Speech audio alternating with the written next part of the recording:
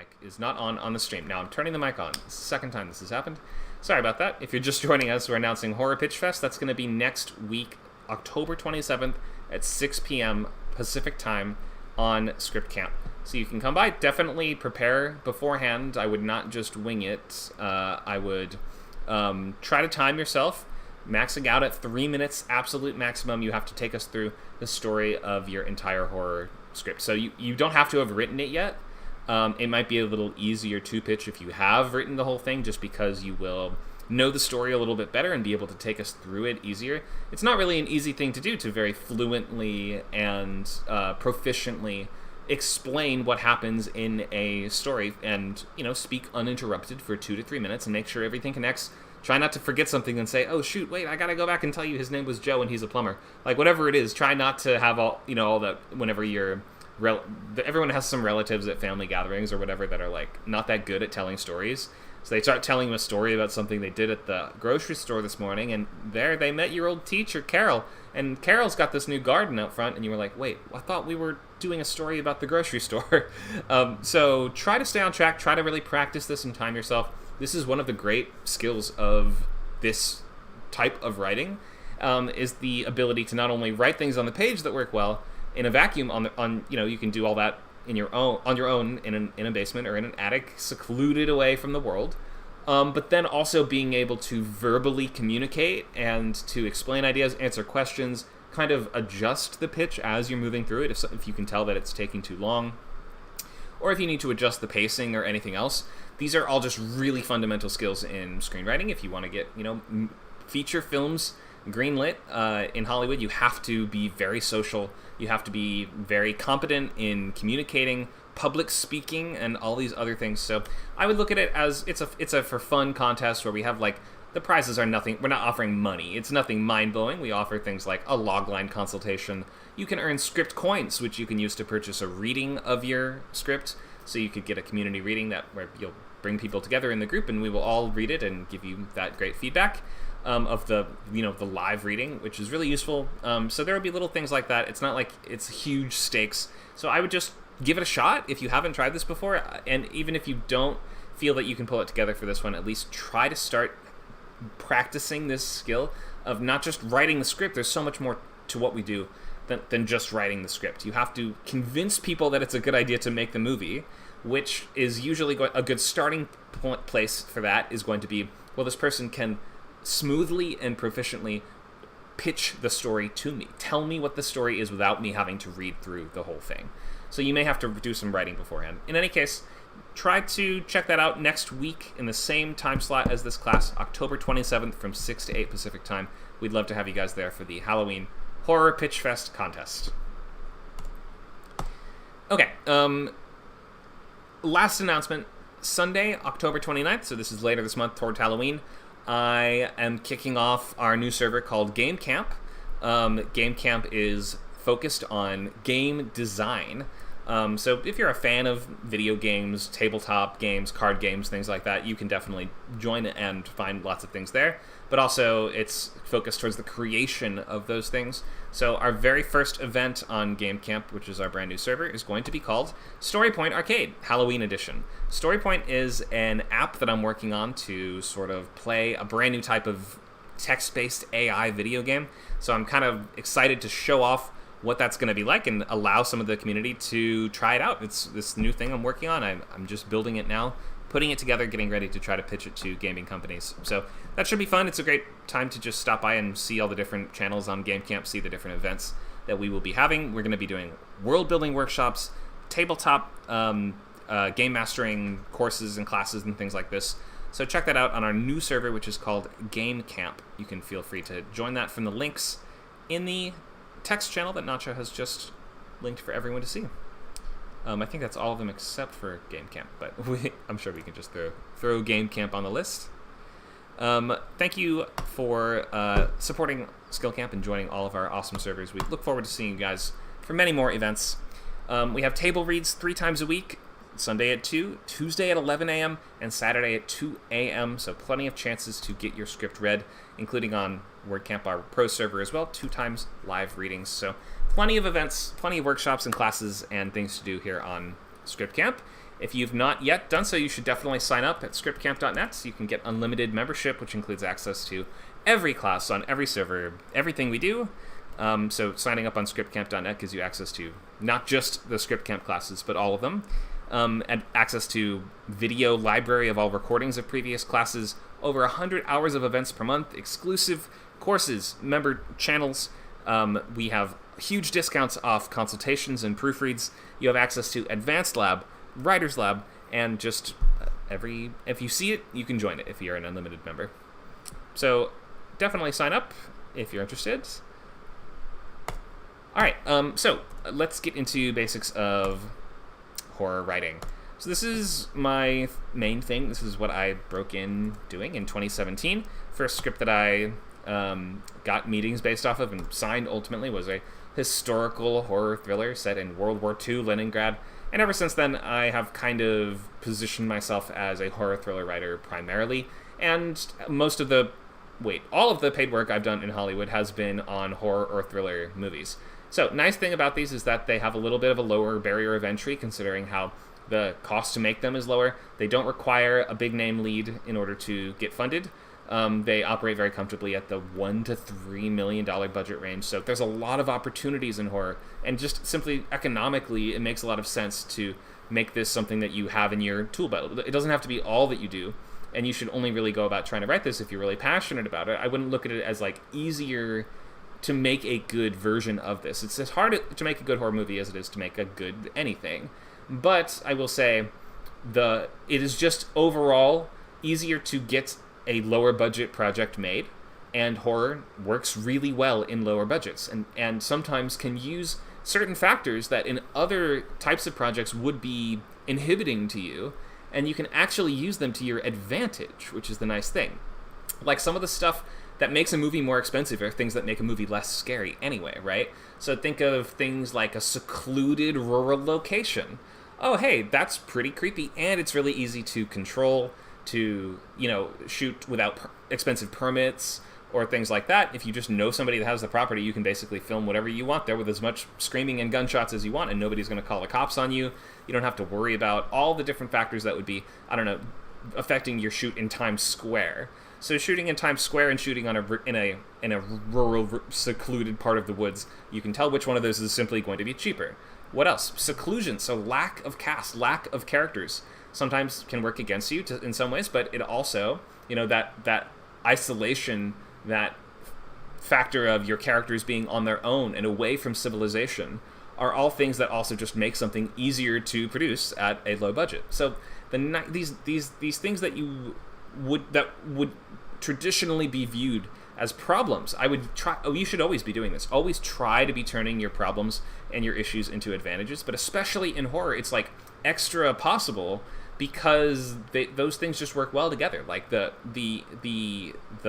things that make a movie cheaper usually make horror creepier. That's not to say that it is easy to make a good movie. Of course, it is still very difficult, but this makes a nice toolbox to draw from that works well in a very producible range. We have a question in the chat. My main character is a walking skeleton. I wonder how expensive that special effect would be. Pretty expensive to make if you're in a live action 3D movie doing sort of Mr. Bones spooky scary skeletons, then you're gonna have to do CGI for that probably, and it would add up really quickly and probably look kind of goofy. So it would be helpful if your movie had a goofy tone. If it doesn't, it'd be extremely expensive to get that to look super realistic. I would try to pick a tone for it where it could look a little silly. Okay, so where are we? Let's look at our overview. So we're going to start with horror genre and expectations, because what is a genre if not but a group of expectations? So a bundle of expectations that the audience has, that the crew will have, that the producers that you're pitching to will have. Everyone has similar expectations when it comes, this is what genres are really for.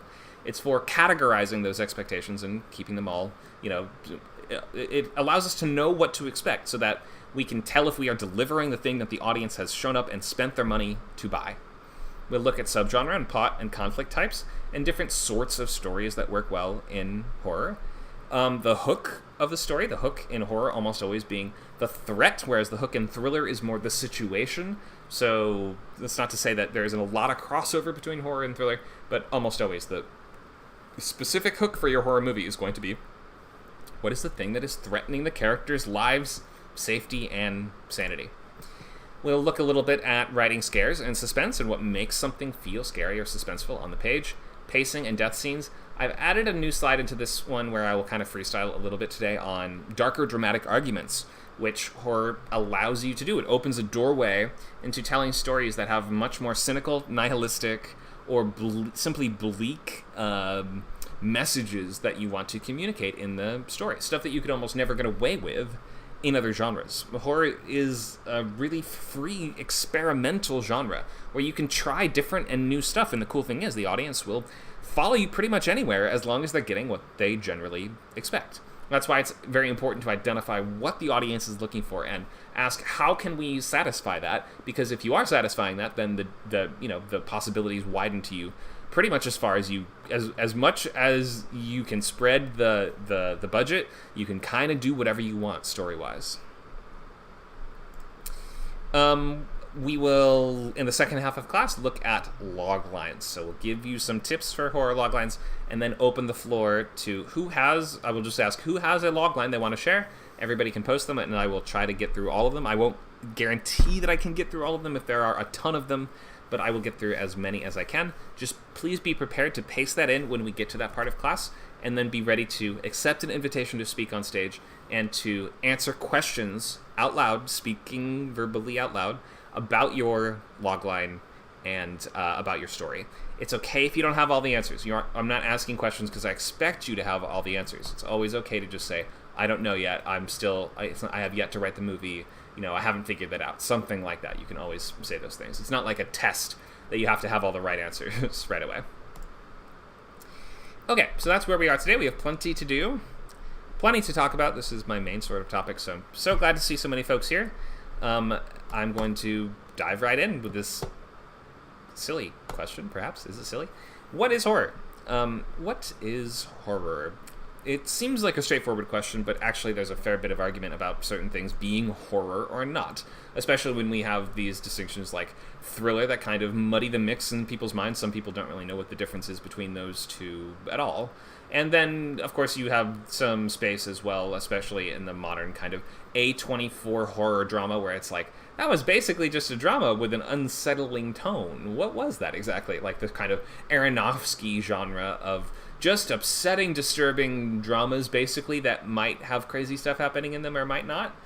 So there, it is arguable at a certain point, but we do have to kind of have a basic, essential groundwork definition at play here. So let's say it's a movie or show or book, any work of fiction, calculated to cause and utilize intense repugnance, fear, suspense, or dread for entertainment purposes. And not only that, that's sort of usually going to, the difference between a horror movie and a movie that has a scary part is the fact that a horror movie is using these feelings of intense repugnance, fear, suspense, and dread as its primary way of entertaining the audience.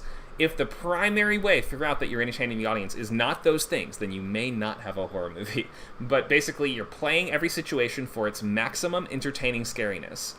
Which can include downtime and lulls. Of course, it can include moments that are not as go for the throat. And in fact, you sometimes do need those in order to make those moments where you really go for the throat or go for the face or whatever a little bit more impactful, because we will have gotten to know those characters better. Or we will have, if you're trying to beat the same drum and say we're 100% terrified in every scene, it's just very difficult to build and maintain that level of energy for an hour and a half. 100 minutes of screen time is quite a long time to be terrified. So it's less you have to kind of understand the different types of emotion that you're going for. Usually these movies will start with a bang. We could almost make like a emotional structure for a horror movie, couldn't we? And where's it going to start? Well, most of the time we will start with a bang. Start with a big scare in the opening scene. That will do a couple things. One, it's going to set certain promises in place as to this is the kind of experience that you are here for in the first place.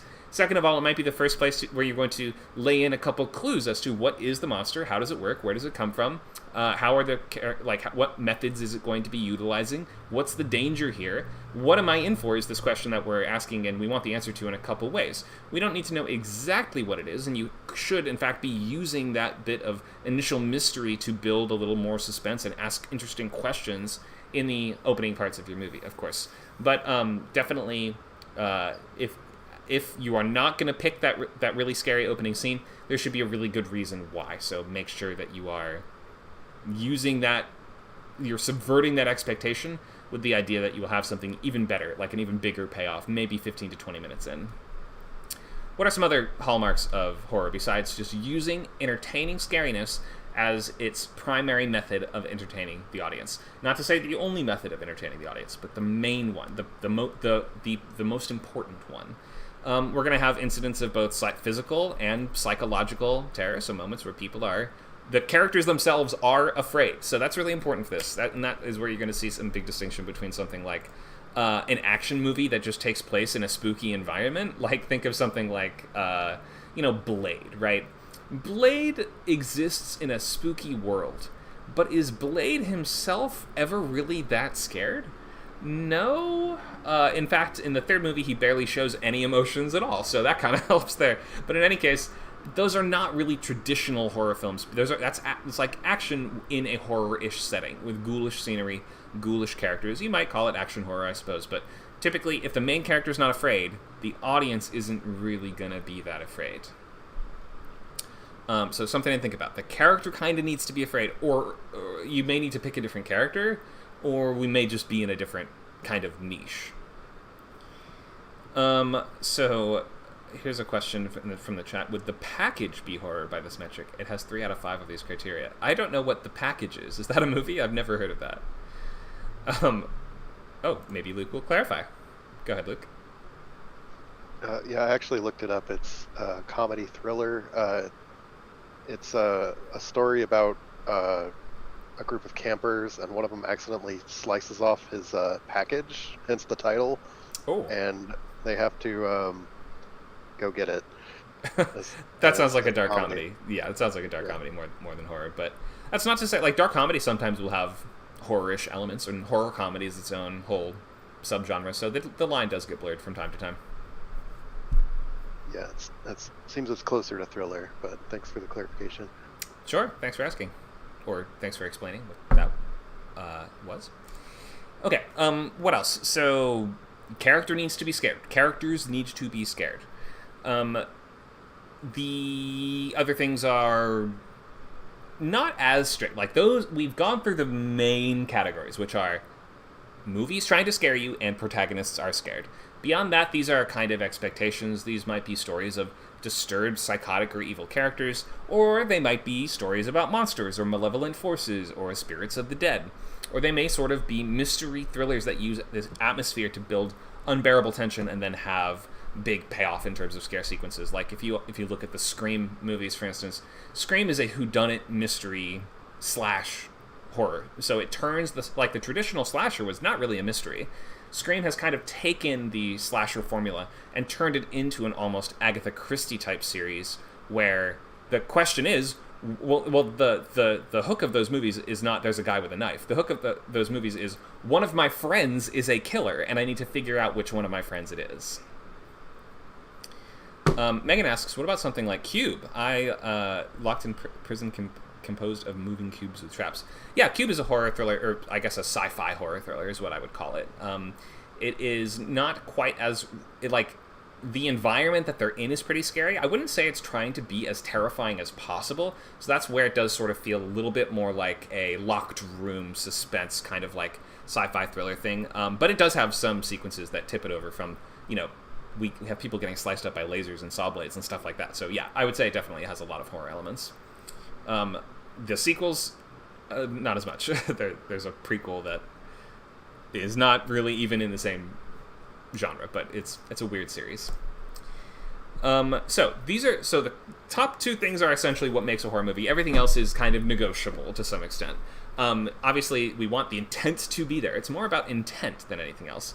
Like, if the intent is for something to be played up for maximum entertaining scariness, and then chances are we would classify that as horror. There are arguments to be made and lines to be drawn, and people do disagree sometimes, but that is my definition. Okay, so here's just a nice John Carpenter quote for us. Why don't we just take a look at this? There are two different stories in horror, internal and external. In external horror films, the evil comes from the outside, the other tribe, the thing in the darkness we don't understand. Internal is the human heart. It's an interesting way he has of breaking this down, and of course, every story does have this element of the external, the problem that your characters are facing, and then elements of the internal too, which would be things like the flaw that your character is struggling with. Now, you can combine those two together, and you can get stories like, I don't know, think of anything where the protagonist themselves is kind of the monster. Idle Hands is one of my favorite horror comedies, where the main character's hand gets possessed by a demon, so now it starts killing people, even when he doesn't want it to. Like, obviously he doesn't want it to. So sometimes he falls asleep and the hand kind of pilots his body and makes him kill somebody. That kind of, combines this idea of the external and the internal problem. The main character has, or any of these serial killer stories where or psychological thrillers even, where the main character is unsure. Am I crazy? Am I evil? Do I have a monster in me? Am I a monster? Any of these things.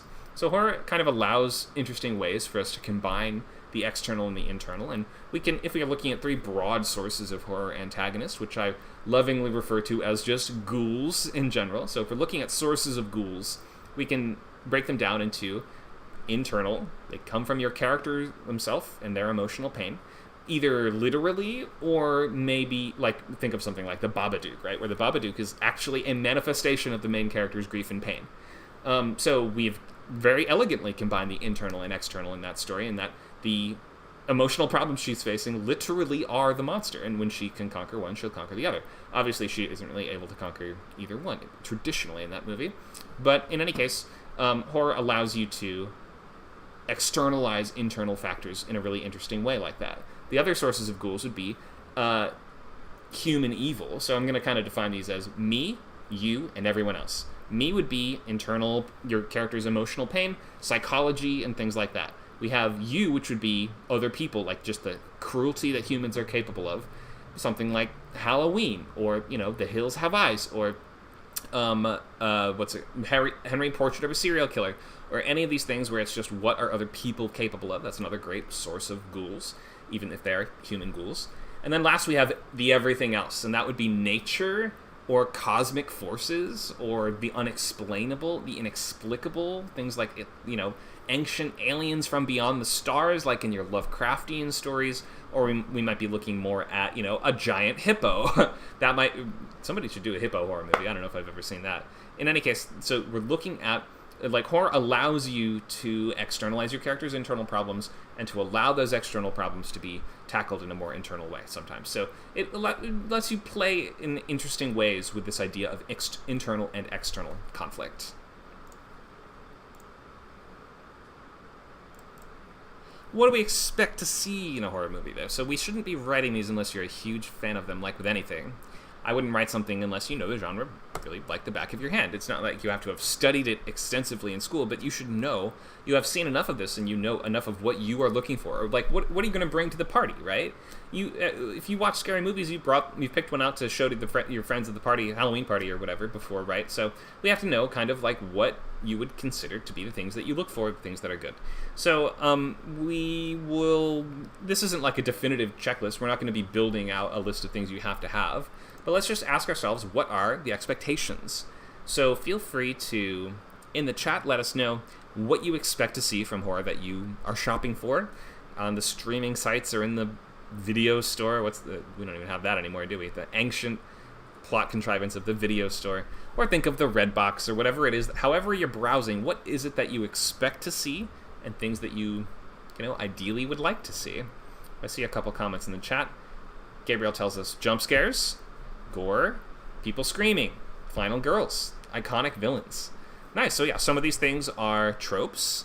It's things like the final girl. That's a trope. We don't see it in every horror movie, obviously, but it's a big enough fixture of the genre that maybe a sizable amount of the audience kind of expects to see it there. Whether or not you can subvert it or do something different with it is beside the point.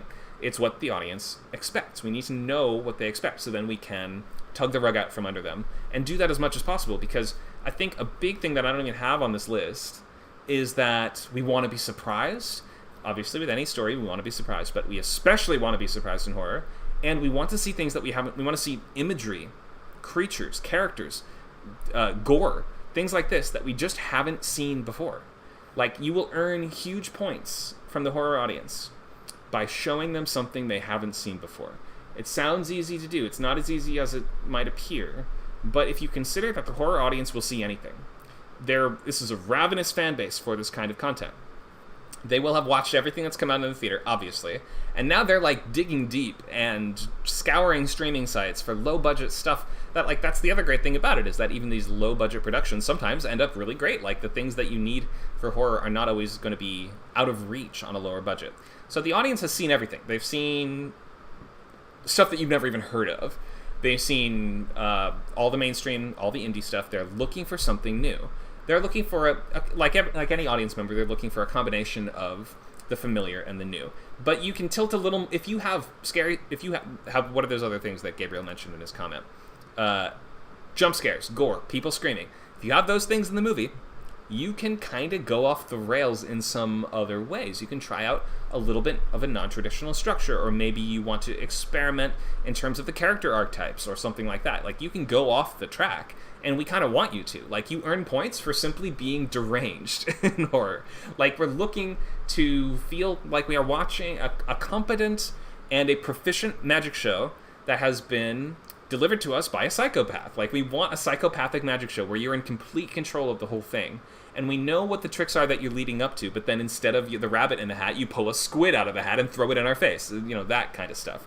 The audience will love you for it if you can still deliver on that shock, surprise, scare, and the story is coherent. Obviously, we have strong characters the audience cares about. Obviously, they don't know they care about this stuff as much, but they will simply not remember your movie as well. Like, maybe you can earn points that were like, that was definitely really gory. I don't remember any of the characters' names, but wow, that was like, whew, disturbing. You will earn some points from the community for that. And then if you have a great story on top of that, then that's what makes a truly fantastic... That's what makes either a box office hit. Like, a horror movie doesn't have to be amazing to be a box office hit. But if it is amazing, it'll open real interesting doors for you career-wise. If you show that you both understand the audience at a really deep fundamental level because you are that audience, I think that is an essential step to making a career in crafting horror. You have to show that you respect the audience enough to not waste their time with something they've seen before. I hope that clicks with you guys. Peter in the chat tells us, it's a mix of schadenfreude and tension. I like horror because it's unpredictable at its best, but it goes balls to the wall in a way no other genre does. Exactly. This is exactly what I'm talking about. So you will earn a certain number of points simply by doing something different. Do something new. Show us a new type of monster. Show us a monster. I have this kind of philosophy when writing ghosts, that, like, we've seen ghosts do so many things, and ghosts, honestly, hardly have to do anything at all to scare people sometimes, but whenever I have a ghost in a scene, I try to make it do something that we haven't seen it do yet in that movie, but that makes sense within its scope of powers. So don't allow your villains to become sort of rote and predictable. You have to kind of constantly challenge our assumptions of what your villains might be capable of, because that villain is so key to the idea of the hook of the story in the first place. Let me check the chat for some other ideas. So, Pollock is looking for iconic villains, kills, and final girls. Okay, again, some very similar tropes and expectations here. Gabriel says, a car that won't work. That's another kind of trope where, you know, the victims have a kind of contrivances that cause them to not escape in time. They trip on their shoelaces and fall down in the woods, and they just crawl along the ground forever. They just can't get up. Some of these tropes are things we should lean into. Some of them are kind of annoying to the audience, but you have to just imagine how well played out everything here is, and like how well trodden the ground you're in is, and then be within that, like, by committing to making something in such well trodden territory, you are sort of stepping up to say, but mine will stand out. Mine will set itself apart from the rest.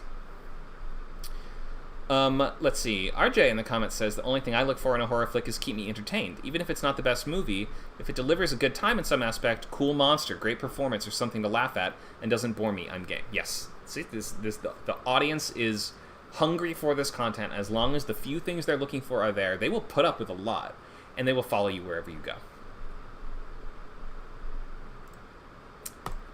Okay, so remember the audience is very genre aware. It works for us and it works against us. It works against us because it means you can't get away with certain things that might sort of have been cheats that have worked in the past, or things that you have even seen in successful movies. You can't really use them in the same way just because the audience has seen those movies a million times. And you have to be ready for and anticipate the fact that they are extremely accustomed to the tropes and conventions and expectations of the genre. We can use that to surprise them. You can sort of make it seem like you're going to do something, and then at the last second pull back and say, wait, nope, just kidding. I'm going to do the opposite of that, and it's going to be way scarier than you thought. And that is how you really grab an audience and keep them riveted and engaged. Is sort of, to some extent, if you can do this in a very controlled way, that you know it, like exactly what you're doing and why, but if you can make the audience say, wait, I'm not sure what this is anymore, that's a very powerful moment. And it's to be played with very lightly, because you want them to say that with the right tone of voice, if that makes sense. You don't want the audience to come in and say, I don't know what this is anymore, and like close their laptop and walk away. But if you can make them go, I don't know what this is anymore, and that's actually a reason that they're now leaning in. I thought this was a creature feature, and now the main character just got eaten by the creature on page 5? That doesn't normally happen in creature features. What's going on here? Something like that. If you can like hook us by showing that you're not going to play, you're going to play by the rules, but one of the rules that you play by is the fact that you can break any rule. I know that's ridiculous sounding to say that out loud, but one of the rules is that we want to be tricked and surprised. We want our expectations subverted. Obviously, it's okay if you just stick to some things and play some tropes straight, and then that's fine. But the audience loves to have their expectations turned on their head in this genre, and that's true all the time. But like you earn a certain number of points just by doing it here. Just do something different. Just subvert our expectations, and the audience will be intrigued. Just don't throw us off the ride is the only problem. Don't constantly subvert expectations on every page, because then we're just gonna have that bad reaction of receding from the work rather than leaning in and saying, oh, I'm intrigued, I've never seen this before, not I'm repulsed, I've never seen this before. Okay, so what else? These are certain things that are tied into the idea of horror. So I want to use this to kind of branch a little bit into how we can make something scary. Typically the audience is showing up for horror because they want to be scared. So we'd like the filmmaker to collaborate with us to that end. And there's a bit of a division between general audiences who are watching a horror, because like the thing is, both a general audience and a very avid horror audience will be watching your movie. It's not always possible to make your movie strongly appeal to both of those demographics. You should do all you can to make it appeal to both of those, but like there's a certain point where general audiences aren't necessarily going to connect with it as much anymore. That line was pushed quite a bit. I mean, I didn't think general audiences would really turn out for something like The Witch, but they did. It was a huge movie, huge hit. I think The Lighthouse was maybe not as big a success, but it wasn't a massive flop. I don't think. Probably helped by the fact that it had a pretty low budget. But since the audience has a bit of an open mind, you can also pull in just any old random audience with a horror story if it gets enough buzz and big enough distribution. Then we can kind of look at a couple of things that are going to be used to create this scary effect on the page. So the first thing is that if you simply have your movie competently made with interesting, good cinematography, sound design being really key, creepy environments, like you could just show a dark house late at night and people will be a little uneasy if it's well shot, we feel like we're there's creepy music playing, like those things aren't that difficult. You're not going to keep an audience scared for 2 hours with that, but you can like start to put them in the proper mood and mindset to be scared. For the same reason that, comedians have an opening act, right? Somebody else comes out and warms up the crowd to get them laughing and to get them feeling the things that we want them to generally be in the mood to feel. So you will be able to start to just simply build the mood through atmosphere. Atmosphere is one of the key tools that you're going to be using in horror, and it's really fun. It's fun to just write ghoulish imagery and spooky locations, and try to maybe find a location that hasn't been like, you can stick with what works. You can stick with, like, look at American Horror Story. Every season is basically like, what's the first horror setting you can think of? A haunted house, a haunted mental institution, a haunted circus. You can stick with what works. Or you can maybe find a way to make something creepy that we never thought would be creepy before. The movie Last Shift, I thought, was a cool example of this, where it's set in a police station. You don't really normally think of a police station as a place that can be creepy, because it's full of cops who are the good guys in movies, not in real life, but in movies at least.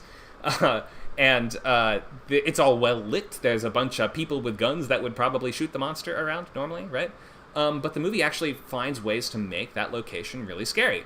And that's really cool. So starting off with an interesting, spooky atmosphere, whether it's familiar or unfamiliar, is really important to put the audience in that sort of proper mindset. And then we have somebody, Peter, saying Resident Evil 2 would like a word. But that's a police station in a zombie apocalypse. I mean, like, a functioning police station is normally not going to be as creepy. Gabriel mentions the autopsy. You're probably talking about the autopsy of Jane Doe. Yeah, that's about a set in a morgue, right? And they're doing an autopsy on someone they sort of realize might not be a normal person, and weird things start happening. I won't spoil that one. All right, so that idea of atmosphere is important, but we also have to kind of set a baseline of normal for the world, which is a principle that I'm going to call corrupted and broken mundanity. And that's one of the main things that is sort of just scary in fiction for us, is notice that in order to have mundanity, in order to have corrupted and broken mundanity, there needs to be mundanity in the first place. Writing horror that takes place entirely in really crazy, different, unusual settings is possible, but if you don't ground the audience somehow in the normal version of this place, then it's harder to subvert it. Like, having a horror story that takes place only in hell is kind of tricky, because if terrifying things are the norm, then your story doesn't really represent any kind of big change for your character, right?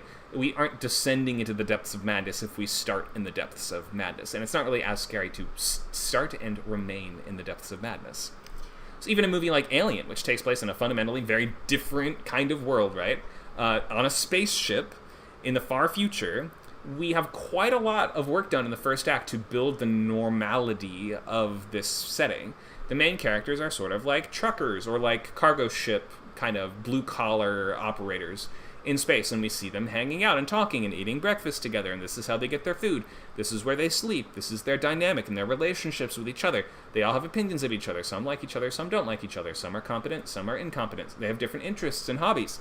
All these things are essential, especially in a setting that is very different, because in order to subvert or break mundanity, we have to have mundanity in the first place.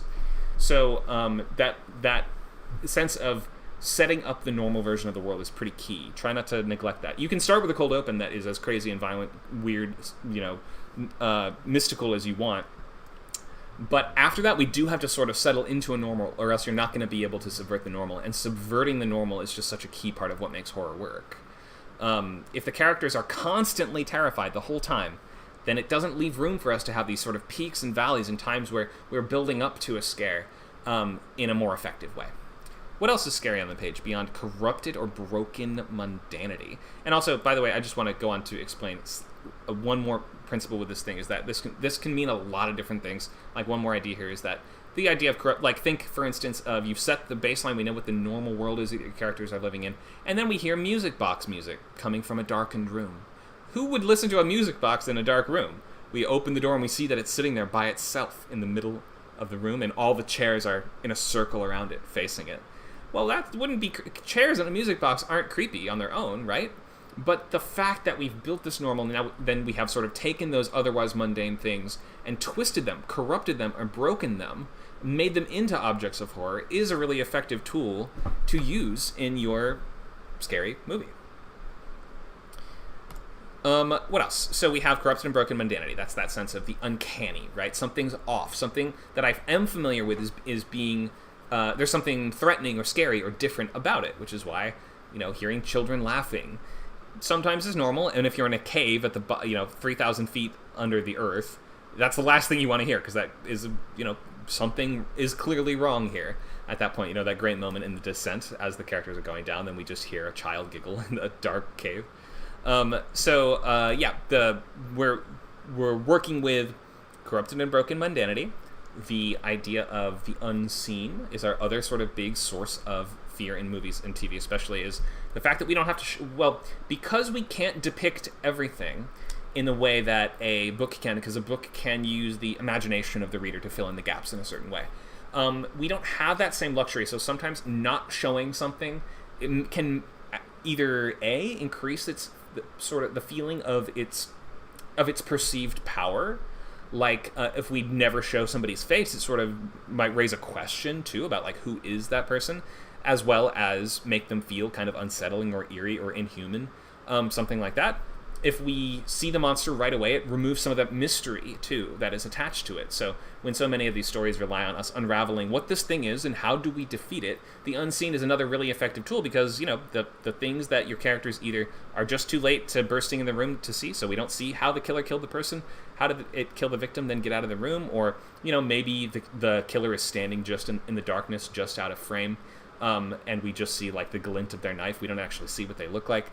All these things, like, you can make something scarier by building up anticipation of when we will eventually see it, rather than simply showing it up front. If you show it up front, it's allowed, and it can work sometimes. Like, look at a movie like the Korean horror called The Host. It's about a big fish monster that kidnaps a girl. When do we see the big fish monster? Basically in the first couple scenes. Broad daylight, running through a public park, eating people. Doesn't make it less scary, a little bit, but at the same time, it brought, like, in that movie in particular, it has such a shot, like, it's kind of still a delightful scene. It comes with such it's such an inversion of how that creature feature subgenre usually works, that it kind of just is effective in that movie to be like, oh, there's the monster. There it is. No mystery as to what it looks like, or how big it is, or, the specifics of what it can do.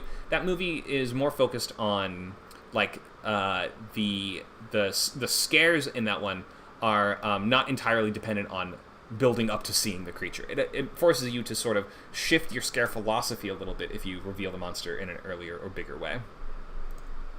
The last thing is the last kind of like key principle in terms of what makes something scary on the page or in a movie or in a show is shock. So we have the unseen, which is like allows you to build this anticipation and dread, and then we're working up to the shock. If you never get to the shock, then your audience is going to stop feeling the anticipation and dread as heavily. We can't really build and sustain this high level of anxiety and dread for 2 hours very easily, unless we have proved, like we sort of showed to the audience that we're serious, right? Like we have to show them eventually something will actually be there. It doesn't always have to be, and you can tease them a lot, but to some extent we have to, like, you can't just build up the whole time. We have to have payoff in addition to build up. Now, shock doesn't always have to be a gory murder scene. Not at all. You don't have to have any gore in your horror movie if you don't want to. But shock is, something unexpected, something that can be accompanied by a jump scare if you would choose for it there to be one, or maybe even some kind of diegetic jump scare where there's a loud sound of some kind, or if the monster simply goes roar, that might be a kind of diegetic jump scare in a certain way. You don't have to have it come with a loud noise. That's just a kind of easy tool that is often used. Although I find, especially in certain things like Mike Flanagan movies and shows, make really effective use of this sort of silent jump scare, which kind of proves that shock does not rely on a loud sound. Where, like, for instance, a way that this is used well will be sort of like, we have your character walk into a room, the camera kind of pulls back from them, so the camera's in the room in the dark, and then the character flicks on the light, and that reveals that there's a person sitting really close to the camera that was previously not visible in the darkness. They're like right up in the frame. There's not a loud sound. It's a silent jump scare, right? It like feels like it should have a loud sound there, just using our basic training and literacy in the genre, but there's nothing. And that kind of is a more popular technique nowadays. It works really well. So there you go. The three main basic principles of writing horror, especially for movies and shows, is going to be corrupted and broken mundanity, this anticipation and dread of the unseen, and last, simply shock. There's more ideas on this page too, but I'm going to move on from this one just because we have quite a lot to get through. Let's look at plot types. So horror movies can have a lot of different types of stories, but if we're going to boil down the main conflict, ultimately, I think they almost all fit into one of these. We have drama, survival, and mystery plot types. This doesn't include plot details. Notice it's not saying like this has to be about a young woman who's trying to find her way in the world or something like that. We don't have to include plot details, but these are plot types. They are the kinds of conflicts that your character is attempting to resolve in a world where scary things can happen, and there is probably almost certainly mortal danger to your characters' lives as a direct result of that scary thing that is also the hook of the movie and probably the title. So in drama, which is more popular nowadays thanks to A24 series and Flanagan series and things like this, the character's main goals usually revolve around, at least to begin with, interpersonal problems. So whether that's I'm grieving a loved one and trying to get through that with my family, or that could be something like I'm trying to get through to my alcoholic father, or it could be something like, I'm trying to reconnect with an estranged child. Your main character is going to have a central goal that is rooted in interpersonal relationships. Now, that may or may not actually have anything to do with the hook, the villain, the threat. It could be that my estranged child is the monster, or it could be that I'm trying to connect with my estranged child, and also there's a monster that is going to act as an external threat against us, and we're only going to be able to, really beat the monster when we finally complete that bonding between the parent and child again. Or maybe they fail to, and it's a tragic story. That works very well in horror too. In any case, we have that interpersonal issue at the center of the story. Next, we have survival, where your character is simply trying to make it through the night or the year or the season. Think of Evil Dead 2, Dead by Dawn, right? Really simple, clear walls around that story, and ticking clock. You need to. It actually adds a really nice sense of pacing and structure to what otherwise would sort of be you're in a cabin getting attacked by zombies and demons, like that's the movie, right? But the fact that it is Dead by Dawn adds a really clear and simple kind of finish line to the story. It's a survival-based plot type where your character's goal is, I need to keep killing zombies and demons until the sun rises, then they will go away, and I will live. Last, we have mystery, which is meaning your characters are trying to resolve a central question. The central question is usually going to be, what is the monster? Where did it come from? How do I defeat it? But doesn't strictly have to be that. It could be something like, I'm trying to solve this murder.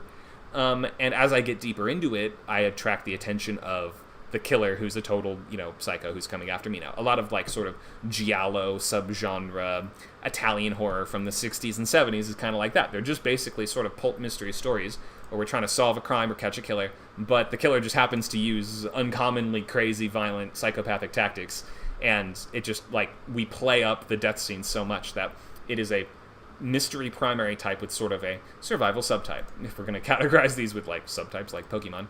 In any case, it's not to say that a movie has to only have one of these plot types, but you have to look at kind of what is the character's main goal. That is going to determine which of these it is. There are other variations possible. This isn't an exhaustive list, and it's not to say that a movie can't change from one sort of type of conflict to the other over time.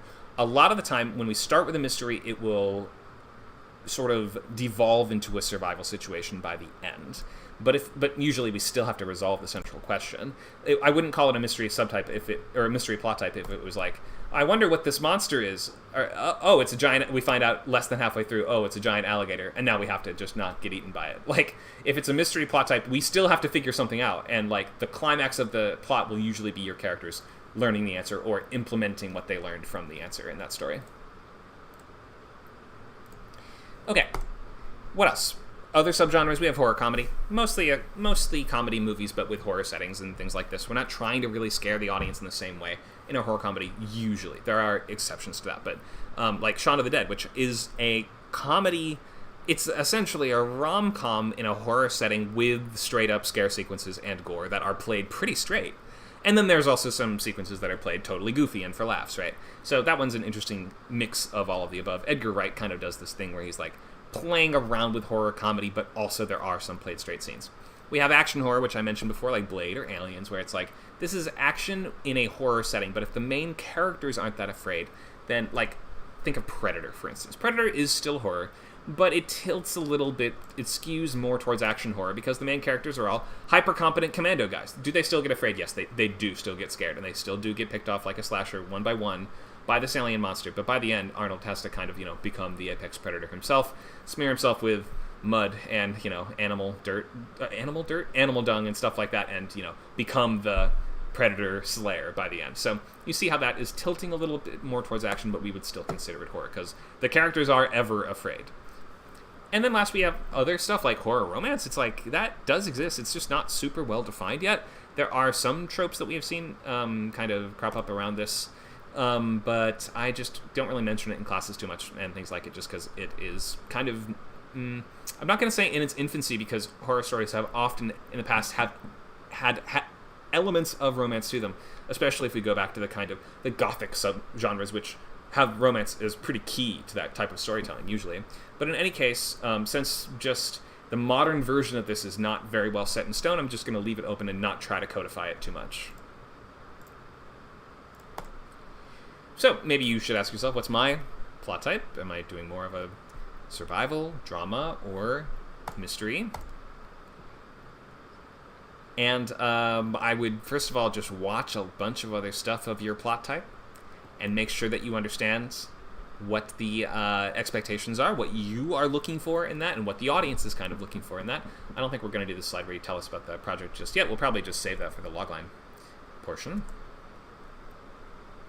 But let me just quickly go through each of these and just break them down very fast. So we start with the ring on the left. The ring is mystery type because it has a central question.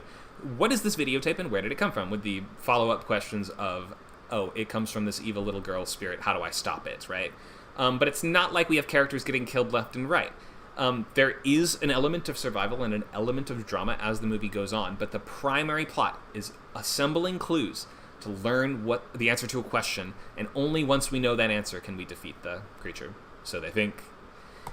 Evil Dead, survival. The Evil Dead movies are survival, except for Army of Darkness, which is more of like quest fantasy in a comedic kind of horror-ish world.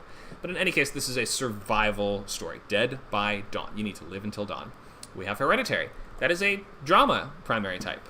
The main conflicts are interpersonal ones between the central family of characters. And we have the protagonist that's struggling with grief, the whole family struggling with grief in various ways, and the movie is very interested in the specific nuances of how that grief affects and tears this family apart. And we sort of use that grief as the backdrop for a story. Yes, eventually people's lives are threatened, but for the most part, we're getting a lot of our interesting drama and conflict out of the relationships. Idle Hands is a... well, I'm trying to think now. Idle Hands is a horror comedy, so it doesn't really fit into one of these traditional ones. But if we imagine a version of the story that is more serious, then we would probably call it mystery, just because the main character is trying to figure out, what is this hand thing, how do I get rid of it, and what are the steps that I need to take it down. By the end, it's basically survival, though. After the hand gets loose, it's pretty much survival. The Orphanage is mystery with heavy drama. There's not really a survival component in The Orphanage. Okay, so hopefully you guys are able to use that in some way. You don't have to obsess over this or think these are my only options or stuff like that, but that just might help you in figuring out what is the basic type of conflict that should be in a horror story. Now let's look at the hook. What is the hook? The hook is usually the bad guy or the bad thing, the threat, right? The threat is the hook in horror, whereas in a thriller, it's more like the situation. So the situation would be because thrillers are about specific situations, right? So in a thriller, it would be like you're trapped in a phone booth, you're talking to the killer on the other end, he's got a rifle pointed at you, and he says, if you hang up, I will pull the trigger. So the cops all are closing in, they think your character's a murderer, because the killer snipes someone in the street and makes it seem like the main character did it. Now there's a police standoff. We have a very tense, very high wire act of a situation. That's just the movie Phone Booth is what I'm just pitching here. But in any case, you can see how, and that, what's the movie called? It's called Phone Booth, right? It's not called Sniper Guy. The hook is the situation. Usually the title in horror thriller is the hook, right? So what about another one? What about Silence of the Lambs, right? Well, the title is a little different there. The title is referring to something going on, something in the main character's past. But what is the sort of hook of Silence of the Lambs? Really, it's the fact that we have to use one serial killer to catch another one. So these kind of the threats are, again, the hook. It's, what's his name? Hannibal Lecter and Buffalo Bill.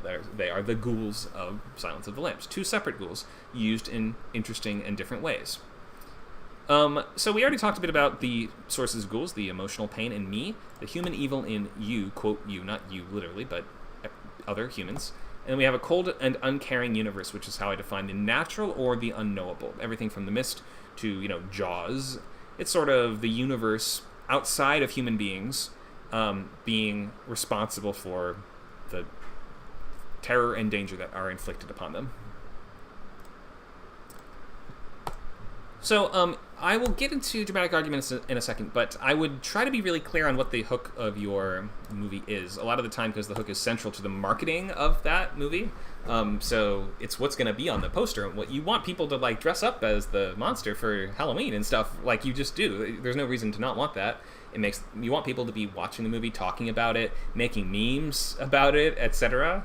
Ideally in the same sort of spirit that you intend the movie, but maybe not always. There's a lot of kind of jokey memes about the Babadook as an LGBT icon due to a miscategorization on Netflix's part years ago.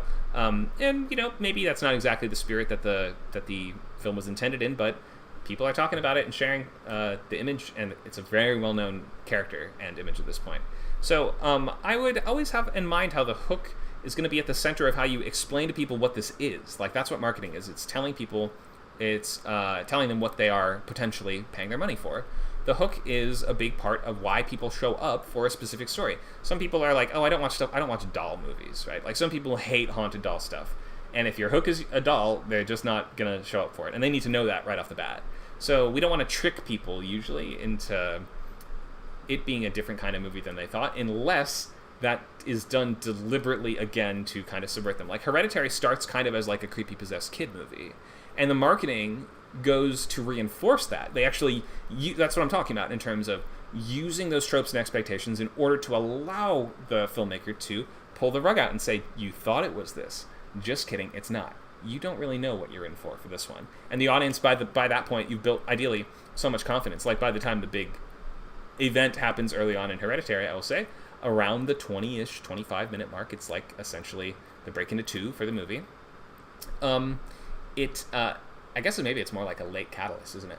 But we've built enough confidence in the filmmaker that when I watched it in the theater, people gasped, but nobody was like, I'm not watching this anymore. We were in. We like having that moment of gasp, I don't know what this is anymore, if it is on purpose. Okay, so make sure you know what your hook is. Make sure you know what people are showing up for. Generally, don't trick them way too much. Like, if we spend the whole movie thinking it's a vampire, but then at the end it turns out it's a robot, like, maybe sometimes that can work, but tread lightly there. Generally, the hook is going to be on the posters and things, so make sure you have a clear idea of what that image would be. Like, what would the poster for your movie look like? It would probably try to sell us on the threat, right? It would try to make the threat look scary, menacing, and intimidating, and like it's something you got to check out the movie if you want to see what this thing is all about.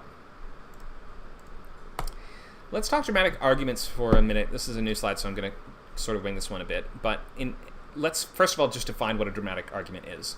So a dramatic argument is the statement that your movie is making. It's the point that you're making about the world, human nature, life, or anything else through your story. And you typically do have to be kind of careful about this, because if you don't pick a dramatic argument that you're carefully building towards and crafting through the work, then your audience might take something away from it that you never intended, or it might seem like you're sort of saying something that you never meant. Like, people will extrapolate their own dramatic argument from your work if you don't go in with one in mind. There are some filmmakers where they're kind of like, I don't know, what do you take away from it? I'm David Lynch. I don't have to explain anything, ever. Whatever you dream up in my nightmarescape is purely your own priority. Like, there are occasional filmmakers like that. But, like, you should generally go into stories knowing what you are trying to say and what it is that the events of the world sort of, like, sum up to at the end. The dramatic argument is sort of if it's not what you are saying about the world, it's going to be what you seem to be saying about the world. So, like, a lot of older slashers, for instance, don't really seem like they have a super strong dramatic argument in the first place beyond these kind of morality play-based ideas, like if you're a teenager, don't have sex and things like that. Maybe you can sort of see those as part of the dramatic argument. But I think where more older slashers ultimately fall is they build this, like, intentionally or not, over the course of many movies, they build this dramatic argument that evil never dies. Or you can't really ever get rid of it forever. Think of the classic nihilistic Lovecraftian dramatic argument of, well, evil can be fought back, but just for one more day at a time, and it'll cost your life and sanity in the process, and eventually this will all be over. Like, this will all be for nothing. Everyone will, like, yeah, you may have beaten the cultists for right now, but tomorrow there's going to be another cult, they're going to contact the Elder God, they're going to summon Cthulhu to destroy the world, and this will all have been a blink in the cosmic ether, or, a single drop in the great river of existence, or whatever. So that's a pretty clear dramatic argument that Lovecraftian work makes, is that none of this matters, this is all for nothing, evil will always sort of win because it has time on its side, things like this. And these are very dark ideas that most people would reject if they came from a different source, right? So you can't really do a rom-com where the dramatic argument is evil always wins, and even if you do win, it only puts off the inevitable for a few meager moments as the hourglass trickles away your last few grains of sanity, like, or as humanity barely holds on for another moment. You can't do that in a rom-com, really. This is why I write horror and not rom-coms.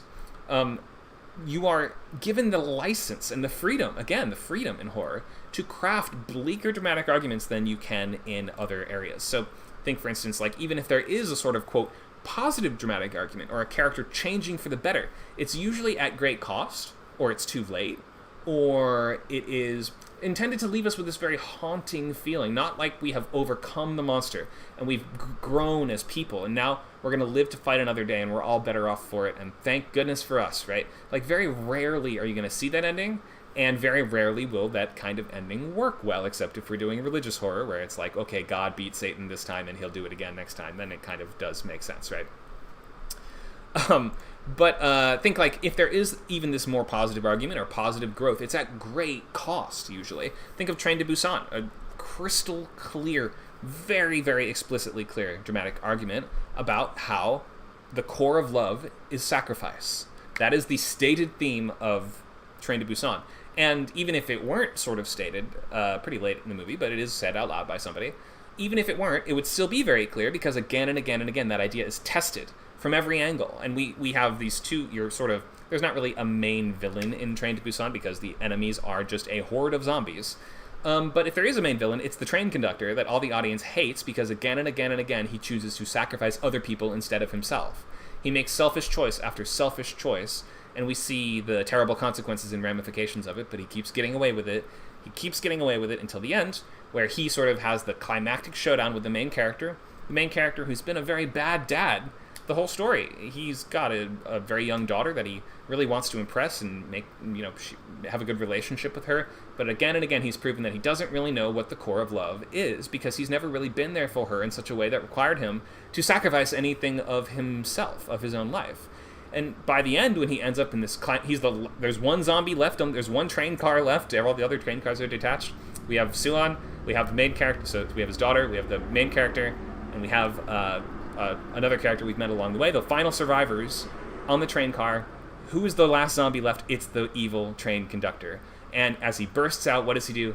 He bites the main character on the hand. Main character throws him off the train, and now he's left with, oh god, I'm going to turn into a zombie after I've spent all this time learning how to be a good dad. And so the last moments of that story are really heart-wrenching and painful, but it's like the kind of dramatic argument that you could have made in any story, but we've done in a uniquely affecting way through horror here, because it's like we can kind of test that theory from every angle all throughout the movie in a really visceral way. Like the sort of theme, this argument, is being made or asserted or tried again and again and again, being tested from every side. And in these last moments, as the main character sort of he's starting to turn into a zombie, starting to hallucinate, he looks back and he sees his daughter holding her as a baby again, like holding her as a child for the very first time, and it leave him as he tilts off the back of the train, and we just see his shadow kind of falling off the train as he leaves her to go on down the track on her own. The main character like commits suicide so he doesn't become a zombie and attack his own daughter. This is a positive arc for a horror movie. This is an argument that we could have reached in many ways, but in a horror story we have done through relentless sacrifice and through this kind of like deep cost to our characters at every turn. So it kind of allows you to even make a simpler dramatic argument, but in a way that hits way harder in the stomach than it would have in other genres, because we just or Last of Us is another similar example, which is like has a lot of horror elements to it. Ultimately, it's kind of like a post-apocalyptic drama series, but it has a lot of horror drama type elements too, where we have this core bond between the characters that is tested again and again and again through trauma and violence at every turn, which sort of makes it feel, like it's earned more. The characters really have to earn it. And through this struggle and sacrifice, even if it doesn't ultimately like stick, or it doesn't pay off, or they learn the lesson but it's just too late, it still feels satisfying because they did sacrifice that much. So I'm going to kind of leave the slide here, but just hope that you guys can see that in horror you can say a very dark thing about the world. If it registers as true in some way, then the audience will allow for darker messages to come out of that, even if it's something like, loving too much is a bad thing. Like, you can easily make a horror movie that posits that. And I think what was it, that horror thriller called Run, with Sarah Paulson on Hulu, kind of does suggest, there is an extent where love becomes terrifying. And that's cool. That's cool to examine human nature using horror by doing that. Horror is a way of not only coming up, yes, there's that fun element of I get to come up with the yuckiest ghoul I can think of. I get to come up with the slimiest possible monster. But then on the other end, you can say interesting things about life in unique ways that the audience may not always be primed to reject. If it won't feel as trite, because it will feel like you've earned it in a new and different way, I guess I should say. Or a horror audience isn't always expecting a really deep and moving story. If you can give them one in addition to a spooky ghoul, you have to have the things that we came here for, that we made the big list of up front, or else they will be disappointed on some level. But if you can do both, then you can. That's how you become, the Stephen Kings and the, James Wan's of the world. Okay, so try to think about that. Try to think about how, your story can say something unique and interesting, and in horror, you have such a broad canvas to use. There's no reason not to try something unique and cool and different. Try something new and different. Obviously, if you're just starting, you can go with what works. You can play the hits if you're just learning how to play the instrument, so to speak. But at the end of the day, when you get to the point where you're like, okay, time to make my portfolio, do new and different things, do darker things than we even possibly would have thought that anyone would do. People made 3 Human Centipede movies. They will make a movie as dark as yours. It's cool. Let's look at designing ghouls, and then I will move to sharing log lines. So hopefully you guys have log lines to share and look at, and I'm going to paste them up in a document to make notes on. So if you wanted to share a log line today, I would be typing that, finalizing that, and getting ready to copy and paste that into the chat so that you can answer questions about it. So I'm going to call them pretty much in the order that they come in, and I will ask you to come up to the stage and speak aloud and explain your idea, and be social as well. Sorry, writers. You have to be social to work in Hollywood. Okay, but let's look at the world of Ghoulcraft first, and then we will get ready. We will share those right after. Okay, so we'll start with basics. So Del Toro is the master of this, and so I've kind of based this on articles that he's written before. What does he say? Films remind us that looking at monsters is a centuries-old ritual, a way of understanding our own bodies through these images of deformation. And Clive Barker is on here as well. We see Hellraiser, Cenobites, we see the super vampires from Blade 2, and we see the Mouth of Sauron from Return of the King Extended Edition. These are all very cool and interesting, unique-looking ghouls that are basically just a dude with a fancy mask or a prosthetic on his face, right? Your ghouls don't have to be human-ish. They don't have to resemble humans at all.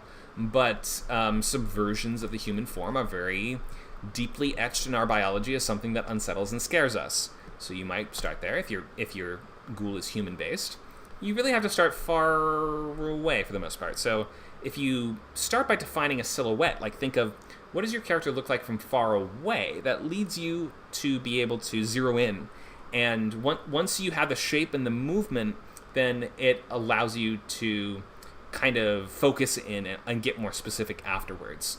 So let's start with just the shape. Look at all these different shapes of killers on the right, and almost all these you, as a big horror fan, can probably recognize even just from the appearance, just from the silhouette, right?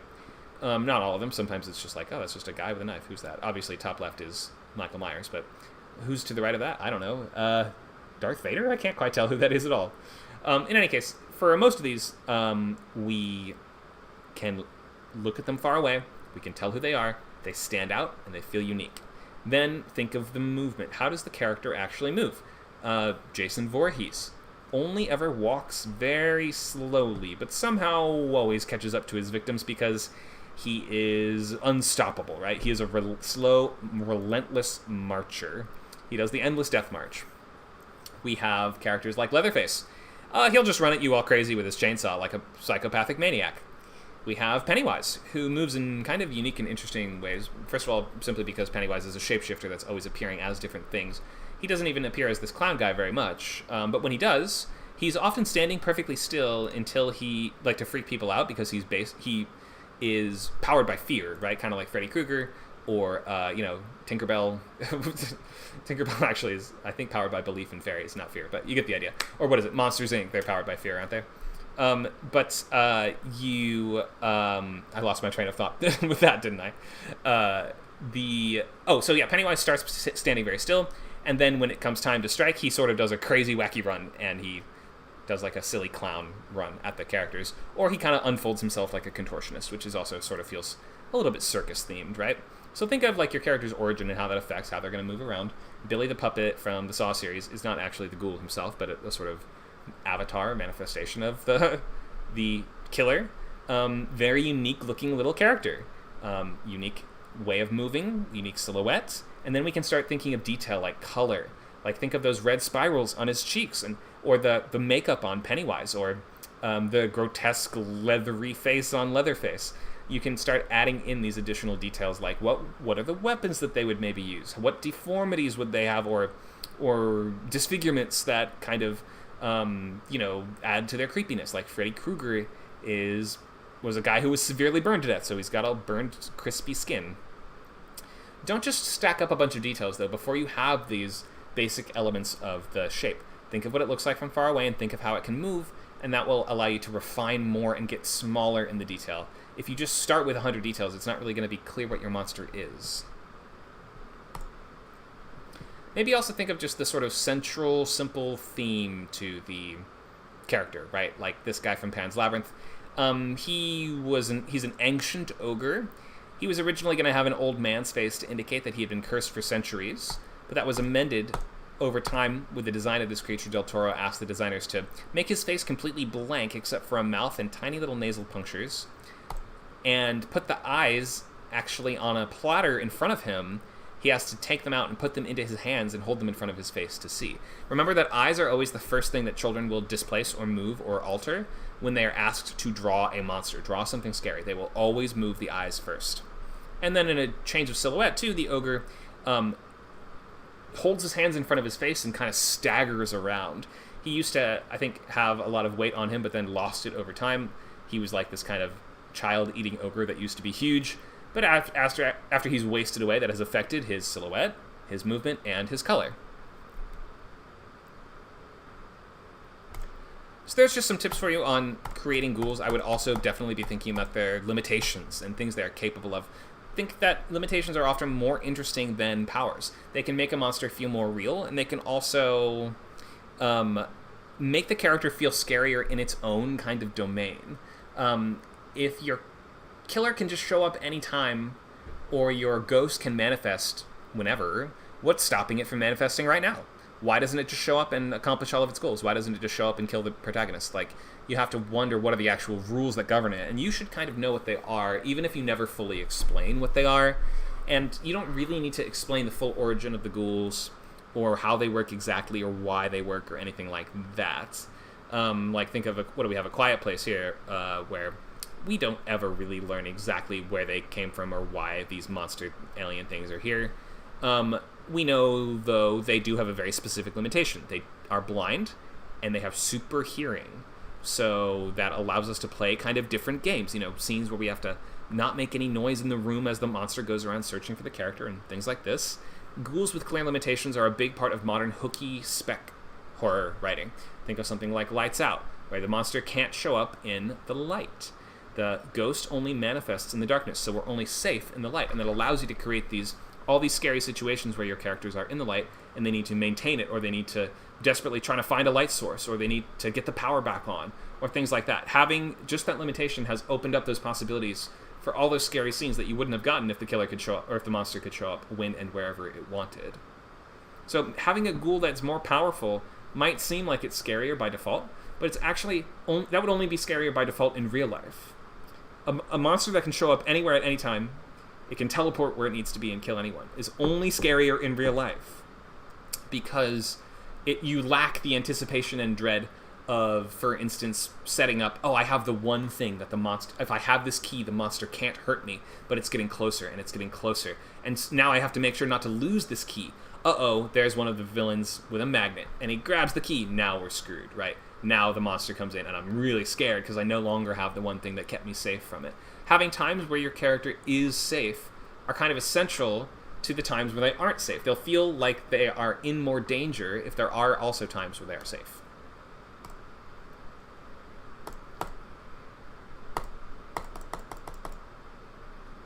Okay, so that's the end of these slides on ghoul design for now. I think if you would like to review more, I've done other classes that we have recordings of where I go more into ghouls, more into writing things scary. I think we, for the purpose of time now, we'll need to shift to student loglines. So feel free to go ahead and share what you guys have in the chat, which you can find by mousing over the classroom channel and clicking the white word bubble that says Open Chat. You can then open the chat panel on the right side of your Discord window, paste in your horror logline, and if you want to, for instance, take part in the pitch contest next week, this would be a good time to get that initial feedback to make sure that your logline is on track. All right, looks like we have a few posted so far. Thank you guys. I'll give you like 30 seconds to post and share loglines, and I'll get through as many of them as I can today.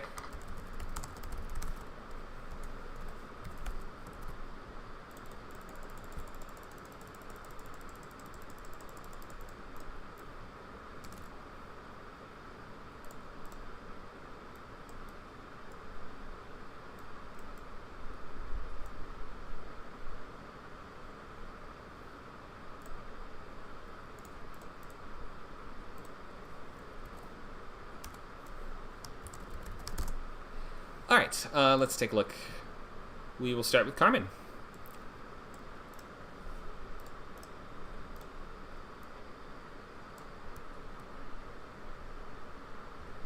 Hello. Hi, Carmen. How's everyone doing? Doing great. Seems like you've got a new horror idea for us. I'm going to paste this into the chat, or paste it into the document here. Maybe you can read this out for us. Okay, yeah, this is, the plan is to start this in January because I want to finish Ometophobia by the end of this year. Cool. So I came up with this in the horror class with Miss Monica a long time ago, actually. So I was looking through my log lines and I found it, so I've written a few pages of narrative summary. So is it okay if I read it, or do I need to be able to say it off the top of my head? That's for next week, so this is just log lines today. Okay, I'll try to do it the best I can next week. Okay, so this is, I've written this since we've been in here, so it's a little bit, Okay, so I don't have the narrative summary on the part that I sent you. Okay, so the title is The Laic. It's horror, not so much drama horror, which is what I usually do, right? Mhm. The format is feature, logline.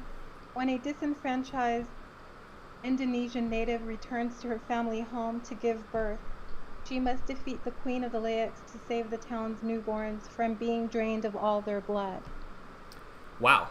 All right, that's a big task. Um, and is a Laic like a vampire or a spirit or what is it exactly? Okay. So, I have a description of it in the narrative summary. Okay. Okay. I can read through it really quick. Okay. Okay, the protagonist works as a counselor at a pregnancy crisis center and is in a sexual relationship with the program director, who is a married man. She gets pregnant and is laid off from her position, a decision backed by him, right? He's the father of her child, right? So her Wait. unborn So, baby. sorry. Let's not do full plots right now, just because we're just focusing on log lines for the moment. But you can feel free if you want to do the whole. We can do the whole thing in Writers Lab if you want, which is coming right up Okay. on Saturday. Okay. Let's look at the What log do you line want to now. know? Yeah. So I was Okay. just looking up what a laic was. So it is kind of like a flying head with entrails attached. Kind Yeah. of. Okay. It's like a vampiric monster. Yeah. Got it. Okay. This is cool. Yep. There's different versions of this in Southeast Asian mythology. There's a version called a Panangalan, I think is how you say it, which I've heard of before. Mhm. But in any case, let's look at the logline itself. Okay. When a Okay. disenfranchised Indonesian native returns to her family home to give birth, she must defeat the Queen of the Laics to save the town's newborns from being drained of all their blood. All right, I think I get the basics. So to begin with, a disenfranchised an Indonesian native. So like this doesn't describe the person though. Disenfranchised in what sense? I'm not sure. Okay, so that's I just, important. I, Go ahead. it's kind of a filler word. Because Okay. that's why I'm just, okay, what can I do with this, right? Right. And so like this just doesn't describe the person. So let's you could even say like her family home in Indonesia, right? So when a blank returns to her family home in Indonesia, so we're looking for an adjective protagonist. Okay. So Okay. that means that we want to know who is this person in terms of who are they at the start of the story, right? Like you might be telling us something that they're particularly struggling with, or it might be like in horror a lot of the time it's some flaw or some wound at the core of the character. You know, if we have some limitation that your character is facing or some tactic that they use, something like that. So just try to think a little more specifically about who's this person, and also how does that tie into the situation? Like, why is this the person for this story? In Yeah. the kind of maternal horror subgenre, often the main characters will be women that either have had trauma attached to birth in their past, or as in like they've been trying to have a kid for years, they've been unable to, and now this situation that they're in is going to kind of be like their quest towards motherhood in whatever way. So you can do some Yeah. thinking on that and figure out why this person for this story. Like, how would this character uniquely be tested by this, monster that's drinking baby's blood? That would obviously test anybody. Nobody wants to have that in your village. Yeah. So she returns to her family home. Why to give birth must she defeat the Queen of the Laics? That doesn't seem like that's what that would do. Well, she doesn't have to give birth to defeat the queen, Oh, my but mistake. she'll end up using her baby to lure the Queen of the Laics. I see. Okay. So she must defeat the queen to save the town's newborns from being drained of their blood. Okay, and why her? I guess that's just kind of the big question. Why her? Okay, I'm working on that. It ties into her father being in a hypnotic state when she gets there. So she goes out looking for answers to why is her father in a hypnotic state. So she goes into the store of a talisman, a vendor. Okay, so this actually happens in a urban village, because I think that it has to be an urban village, I think, for this to happen, to pull this off. Because I don't want her to ever get into a car. I want her on foot, maybe taking a train, a light rail, I don't want to. I'm tired of seeing my characters running around in cars. So I want to see her. Yeah. So, and then you got to explain how did they get from this place to that place, right?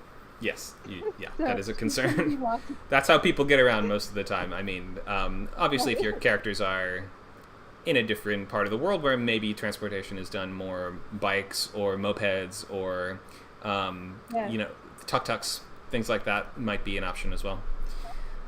Yeah. Um, Yeah. so you're saying she returns to her home to give birth, and then she must Mhm. defeat the Queen of the Laics to save the. So I guess it's really more like your inciting incident is when a blood-sucking monster starts attacking newborns in her hometown. A adjective protagonist must. You see what I mean? I don't think is her coming home the inciting incident. I think the inciting incident is the monster starts killing babies, right? Okay. Okay. Yeah. This is the part that I need help with. Okay. Because I always end up getting messed up on, okay, what should really be the inciting incident here, right? Hmm. So, as I know that as long as I have my beats down pretty good, then I can make a story pretty much make sense. I've Right. learned that so far. Great. So this is exactly why and that's why I haven't started pages on emetophobia, is because I'm writing a lot about the story before I write the story. Hmm. Because I want to Sure. make sure I want it to make sense, and I don't want anyone saying, this doesn't make sense, or there's no causality or whatever, Right. Right. Right. Right. So all, in all terms of that. causality, the first thing in the logline should usually lead directly to the next thing in the logline happening, or the sort of Okay, if you say something like your character must do something, it needs to be clear why they must do it. And usually the answer okay, is whatever the first part of the clause was. So when a vampiric spirit starts attacking newborns in her home village, a adjective protagonist must defeat it or kill it, or find a way to stop it, kill it before it takes her newborn child, something like that. I think we would okay, all understand that. Go ahead. okay. When a vampiric, um, okay, maybe I should bring this up tomorrow if I can, because I just can't remember anything right now. That's okay. Yeah, you don't need Oh, to make it perfect within vampiric. the session. Go ahead. Okay, okay. So yeah, that does help a lot though. So now I just have to figure out, because this will help me stop making that error of I do so much setting things up that all the stuff happens later in my stories, which is something Nacho has repeatedly said.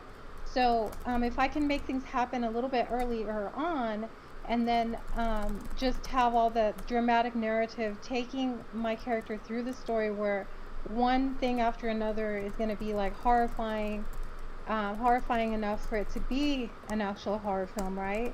Hmm. And not having, because I think that I tend to have, because the drama horror, that's where you have more drama stuff, right? Yeah. So since this is a straight horror, everything pretty much needs to be, well, not everything, but a lot of the narrative drive should be horror stuff, right? Throughout. Yeah, we So, have to have some really key, strong horror set pieces all throughout the middle of the story, and all throughout the whole thing. okay. Okay, now if I wanted to say, okay, I want to do drama horror instead, then I could kind of ease back and say, well, I kind of want to set things up a little more. Is that correct? Or am I Yeah, just yeah. kind of over? Basically, like horror drama doesn't usually open on a scare sequence. It will open on a dramatic scene, and then usually take a little while to build up to the horror. But in any case, I think you've got the right idea here. Okay, let me work on that, and then that way tomorrow, if I'm able to bring this up, then I'll at least have thought about it more. Yeah, let me But yeah, paste I'm this into gonna the keep chat. the copy. You can Okay, use thank whatever you. from that as you want, but my rewrite was when a vampiric spirit targets the newborns in her rural hometown, an adjective protagonist must defeat the Queen of the Laics, and then you'll want to change the ending. Say something like, what would it be? To save her new child, something like that. Okay. Let me paste that one instead. Okay. Any questions? Not yet. I'm gonna think it over some more with Sounds everything good. in mind. Okay. Okay. Thank you for sharing. We'll see you at lab tomorrow. Okay. Let's do more. Who has the next one for us? It looks like Arthur with Skin and Bones.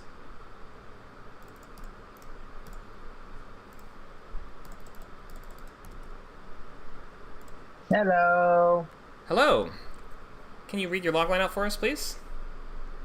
A revived skeleton must find and keep a body before midnight on Halloween while invading the wrath of a demonic serial killer who harvests bones. That's a funny idea. Is this a horror comedy? It might be, or it could be straight up horror. I don't know yet. But it Okay. might be a horror comedy. I mean, yeah, having a talking skeleton as the main character is inherently a little goofy for most people. It's not to say that you can't do it. You can still do it, but just most people would see that and think, that's wacky. He must find and keep a body before midnight on Halloween while evading the wrath of a demonic serial killer who harvests bones. You say he's a demonic serial killer, but harvesting bones doesn't sound that bad. Are you saying that he normally takes bones from living people? Yeah, he takes bones from living people. Okay. And now he sees the skeleton as kind of like the ultimate prize, because he's nothing but bones? Okay. And he's a demon on top of that? Like, it feels like you stacked a little too much on the villain. Like, he's a demon, he's a serial killer, and he's a bone collector, where I feel like you really only needed one or two of those things. Alright, I'll just say a serial killer then. Okay. Serial killer who harvests bones. Sounds good. And then, what actually causes the story to start? What's the inciting incident? I think the inciting incident is when a teenager goes to a party, gets into an accident, and the main character, seeing the body, takes over the teenager and then just goes on to live her life, and then that somehow reawakens the serial killer. Wait, explain it again. Who the main character is? The skeleton, right? Yes. And how does that skeleton come to be revived?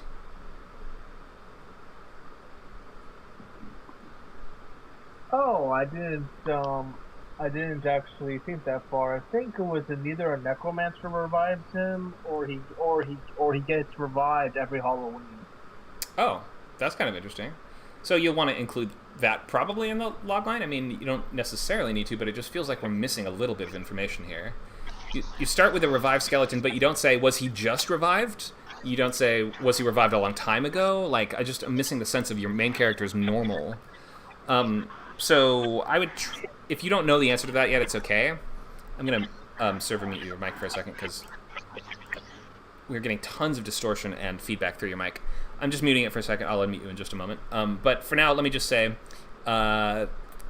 we sort of need to know what the normal is like a little bit more, so it would be helpful if we had a sense of what causes this to happen, like that cause and effect kind of thing. So when he, you know, on the one night of the year that he gets to come to life, the skeleton, like maybe in that case, you would say something like the catalyst is he gets the chance, he has the opportunity to perhaps, you know, this year might be different. This year, you might be able to find a body to use as your own. But then I would wonder, well, why didn't he just do that previous years, right? So, I think the idea of a skeleton trying to find a body before midnight on Halloween has clear walls, clear limits to the story, so I understand what the main character is essentially trying to do, find a dead body that they can get inside of, and evading a guy who collects bones. That's funny, and I'm into that. Just look at the first clause here, which you might want to use to kind of explain a little better your main character in terms of like what's motivating him or her, and like what caused this in the first place. Whether it's something that happens all the time, is it a world where skeletons walking around is normal? Is your main character? Do you want to tell us what the event is that actually causes him or her to wake up, or something like that? Is how that happens important? You might just need to figure out some of those things and try to build out a little more of the first half of this logline. But I like the direction it takes, and the conflict makes sense to me. I'm going to unmute now. Yeah. I think the catalyst is that it's not that can't find a body. He can find a body perfectly fine, but a serial killer keeps on killing him, and he always has to get a body back again and again and again and again. But serial killers usually just kind of target random victims, right? Yeah. So why him specifically? Is it someone that had a grudge against him in life? It's probably that. That's the only one that makes sense. Okay. So you can maybe work that into the logline a little bit, especially if that's going to be an interesting central relationship with that villain. You know, it's his wife when he was alive, right? You know, something like that would be an interesting and gripping central relationship for the movie. So if you can suggest who the villain is or why, like maybe the villain is tied to the creation of the skeleton somehow. You know what I mean? Like maybe the villain was the one who caused this to happen and now is trying to fix their mistake by ridding the world of this terrible skeleton or something like that. I would just flesh this out. See what I did there? A little bit more. But the basics of it definitely are working. I would definitely read it. I just want to know what's causing it to happen, what's connecting the hero to the villain, and if you can build out that central relationship in that logline, all the better. Questions? I think I got it.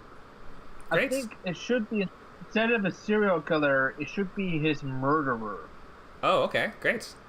Yeah, that would if you've got some interesting angle there, then rewrite the logline and you can bring it to lab tomorrow and we can go over it again. When is lab tomorrow? It's every Saturday from 4 to 6 Pacific. Okay, got it. All right, Wait. thanks. All right, bye. Okay, thank you so much for sharing. Looks like we have one more. Luke.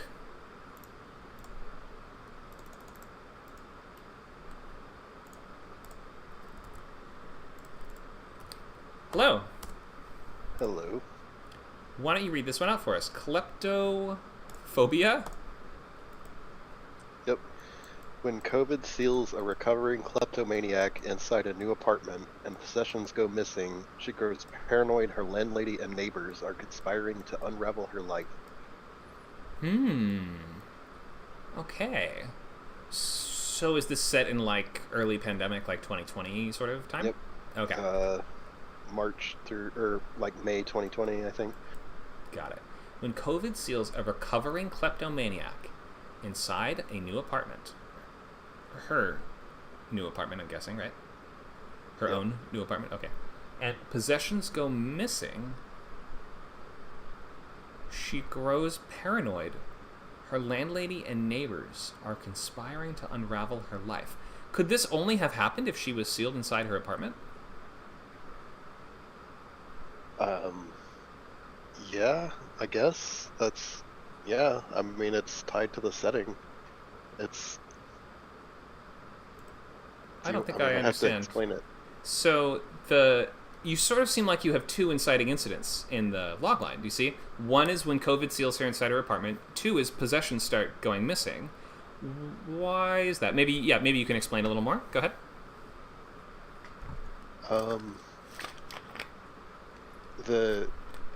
I guess that would be. I guess I do kind of need to restructure the log lines to make that clear which one is the actual inciting incident. The normal is the recovering kleptomaniac living in her apartment before COVID starts. Well, I mean, actually, she just moves in at the beginning of the story. Yeah, let me think about this. It sounds like it would sort of just be like when a reclusive kleptomaniac's possessions start going missing, she grows paranoid that her landlady and neighbors are doing this, and now she must blank. You know what I mean? So just leave COVID out of the log line? That's kind of like the setting. But why is it essential to the story? The lockdown? That's, I mean, it explains why she's afraid to leave her apartment, basically, and go get help elsewhere, for one thing. It also traps her inside the setting where maybe the supernatural thing is happening inside the attic, and it introduces her to the landlady, which is a whole thing. So, but that wouldn't only happen if you were trapped in because of COVID, and COVID isn't really trapping her anywhere. She can leave if she feels in danger.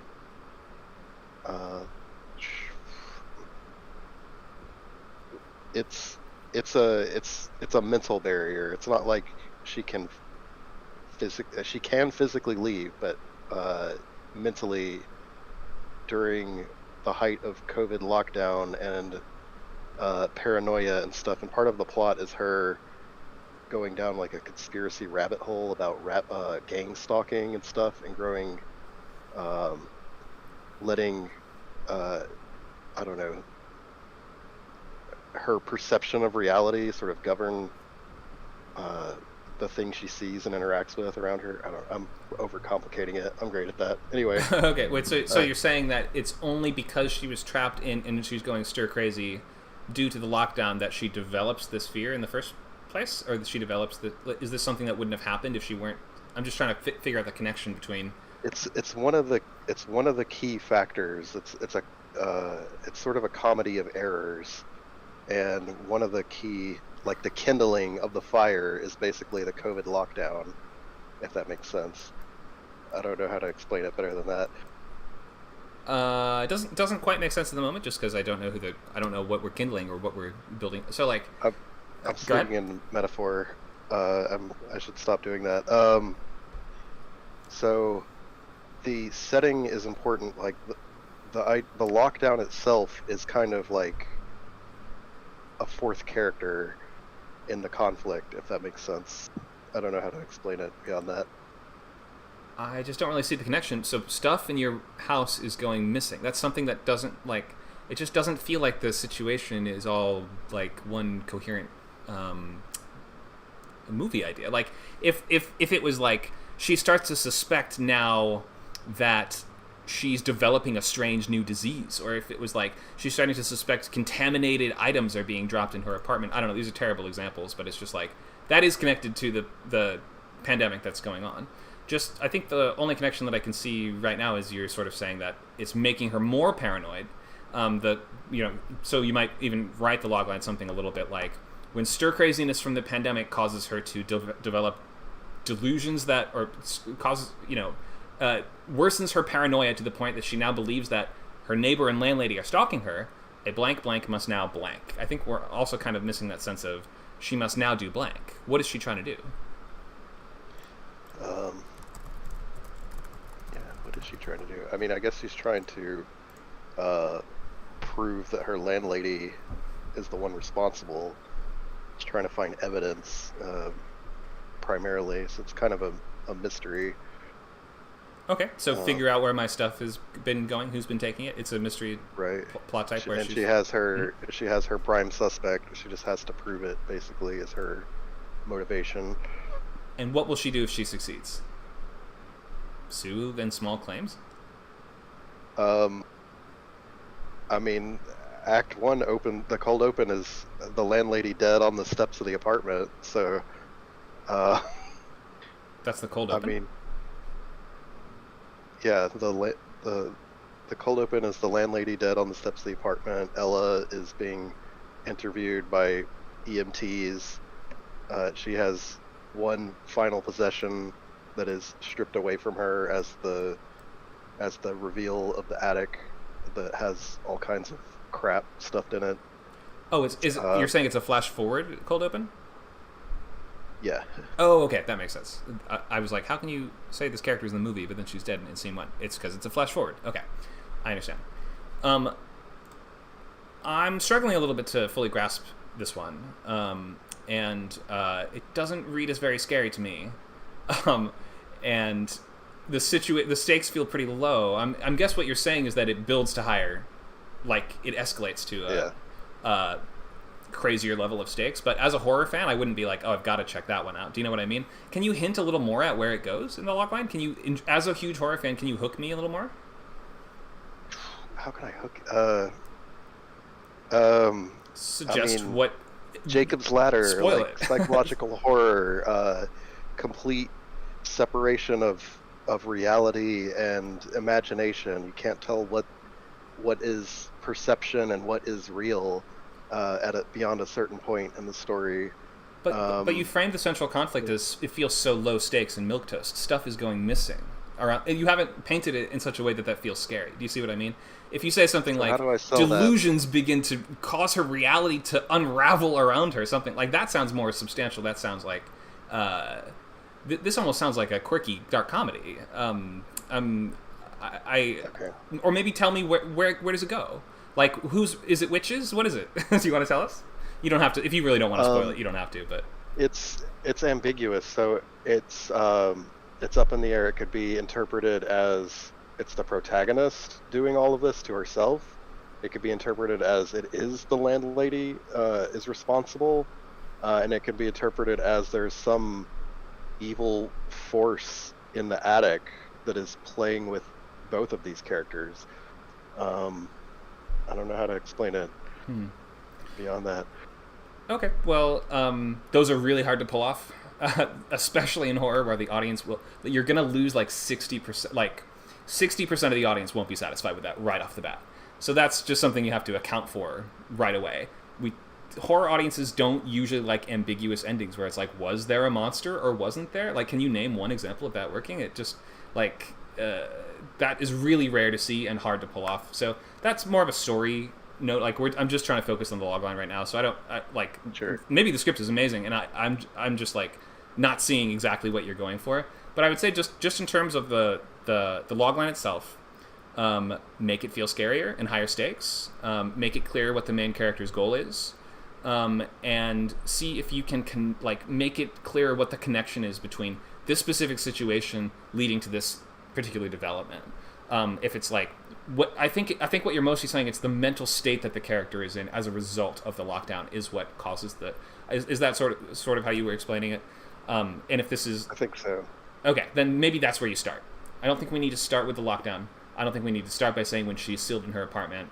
I would start with the mental stuff. Make that the catalyst. And then if you can hint at what the scary, like even if it's not ultimately what happens, maybe go with her main theory to begin with. Like, she starts to suspect her landlady might be a cult leader who's responsible for this or something. I don't know. That's a terrible pitch. But like, if you can just give a little more taste of what the danger is. Like, someone just stealing small items from my apartment just doesn't feel that dangerous. Sure. Well, and it's not even small items. It ends up being everything in the apartment. Oh, everything. Like appliances and stuff. Okay. So, but that to me is almost a different inciting incident. Like, well, first of all, she's home the whole time, right? So, like, isn't the question how are they possibly taking this stuff?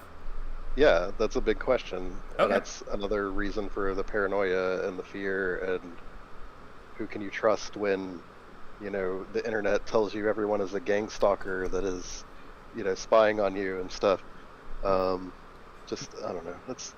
There's some competing ideas. I got really positive feedback on the cold open, and yeah, so it was going to be a short, but it is too many elements. I think I'm going to write it as a full feature.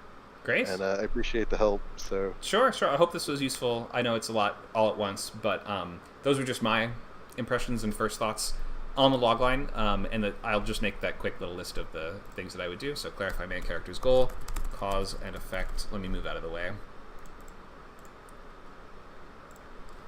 In terms of the situation, hint at danger more and make it seem scarier / higher stakes. Yeah, I'm really concerned about that last one. How do I hint at the danger of the unknown thing in the attic, the cosmic force or whatever? I don't know. I'll think about it. Yeah, give it some thought. When you have a lot of starting to beginning to sort of words, it kind of leads to a lack of feeling of urgency. She grows paranoid that maybe her landlady and neighbors are conspiring to eventually, at some point, unravel her life. Just feels like we have a lot of time to deal with the problem. Like, maybe at some point there will be an urgent situation, but not right now. I see exactly what you're saying. All right, I appreciate it. So look out for that vague, kind of like non-urgent language, I guess would be my other big tip.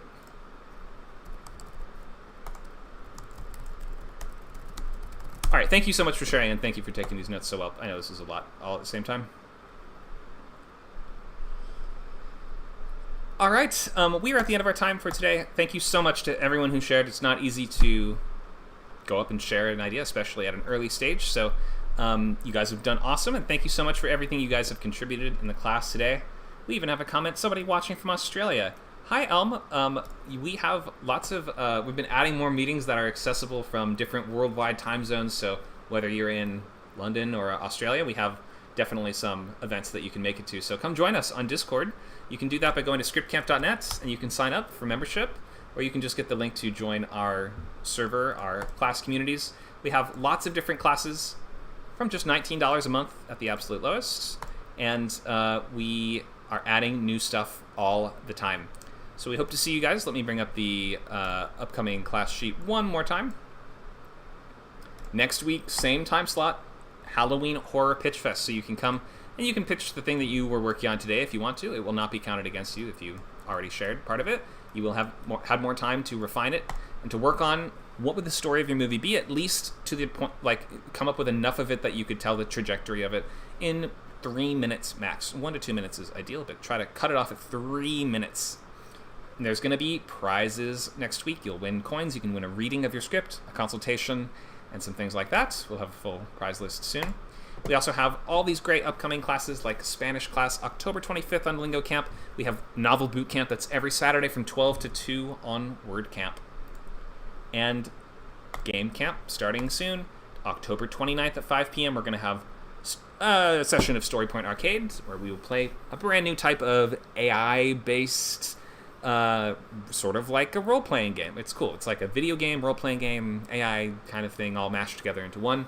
I'm excited to show you guys what that is all about. All right, we're going to wrap up for now. Thank you guys so much for coming again. We're looking forward to seeing you soon at your next Script Camp class or event.